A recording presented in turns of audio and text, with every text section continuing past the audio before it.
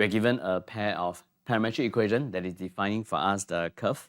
Part A, we are supposed to find the equation of the tangent to the curve that is parallel to the y-axis. It is extremely useful for us to have a rough visual of the situation when we are doing question that is like part A. So if I were to just do a quick sketch for myself, I don't think I even need to make use of the graphing calculator yet.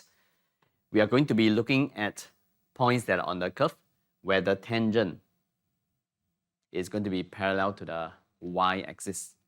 So it is going to be a line that is vertical, which means that the equation of the tangent that we're going to be expecting is going to be x is equal to a number, let's say a. And according to the question, we are working on specifically the parts of the curve where x is bigger than 0, which means that the x-coordinate of this point is going to be bigger than 0, which means that a that is over here has to be a number that is bigger than 0. And this will be me representing the curve that is given to us that is defined parametrically. So it is this, t cubed over 3 minus t, and y is t minus 3t squared. So this is a pair of parametric equation that is defining this curve. So if I want to find the equation of this tangent, we're going to make use of the fact that the gradient of this tangent, this vertical line, is undefined. So let's try to make use of the equation of the curve to find dy dx first. So for part A, we will find dy dx by first finding dx dt. Dx dt is going to be 4 over 3, then 3t squared minus 1, which is going to be 4t squared minus 1. We will find dy dt. Differentiating this with respect to t, we are going to be getting this as a 1 minus 6t. So dy dx, it is going to be dy dt divided by dx dt. This will be 1 minus 6t over 4t squared minus 1. As what we were planning to do, we are going to let the gradient of the point where the tangent is parallel to the y-axis, so this vertical line, we are going to let the gradient be undefined. So if I were to let dy dx be undefined, looking at the current expression of dy dx, for it to be undefined, it will be letting the denominator, which is 4t squared minus 1, be equal to 0. So t squared here is going to be equal to 1 over 4. T is going to be plus or minus 1 over 2. We are going to substitute the two values of t that we have obtained back into just the x portion of the curve, because we want to look at the x coordinates of this point, which will then give us the equation of the tangent. So let's try.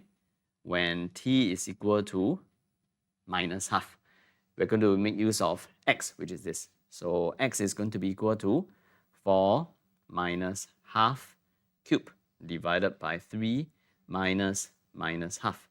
And this, we're going to be getting a 1 over 3. And when t is equal to positive half, x is going to be equal to 4 times of here, it will be 1 over 2 to the power of 3 divided by 3 minus away t, which is going to be 1 over 2, and this will get us a minus 1 over 3. And we are looking at x that are bigger than 0. So we are going to be rejecting this. And this is because x must be bigger than 0. So the equation of the tangent will be making use of the x coordinates of this particular point here, which we now know it is going to be 1 over 3. So equation of the tangent that we are working on is going to be x is equal to 1 over 3. Let's move on. Let's take a look at part B.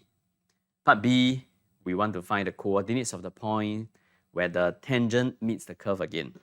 So as the tangent is extended either going up or going down, so we are expecting the curve to be intersecting this tangent, let's say here.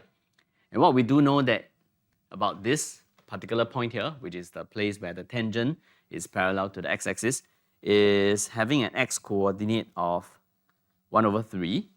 So here, the x coordinate is 1 over 3. Y coordinate, we do not know it yet, which means that at this particular point, the x coordinate will also be 1 over 3.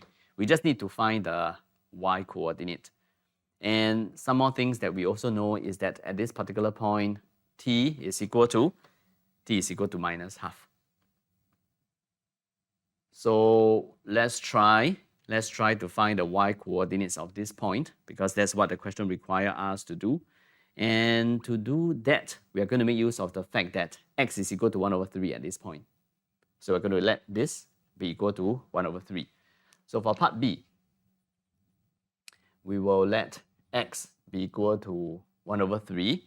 So it will be 4t cubed over 3 minus t. This is equal to 1 over 3. So 4t cubed minus 3t equal to 1, which I'm going to bring it over to the left-hand side. This is equal to 0. Solving this using our calculator, we are going to be getting t to be equal to minus half, or t to be equal to 1.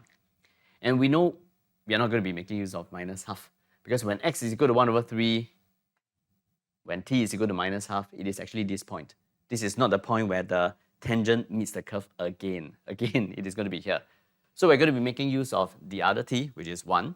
So what we know is that at this particular point here, t is going to be equal to 1. And since y is also related to t in the parametric equation that is given to us, so therefore, when t is equal to 1, y will be equal to 1 minus 3 times of 1 square, letting t be equal to 1.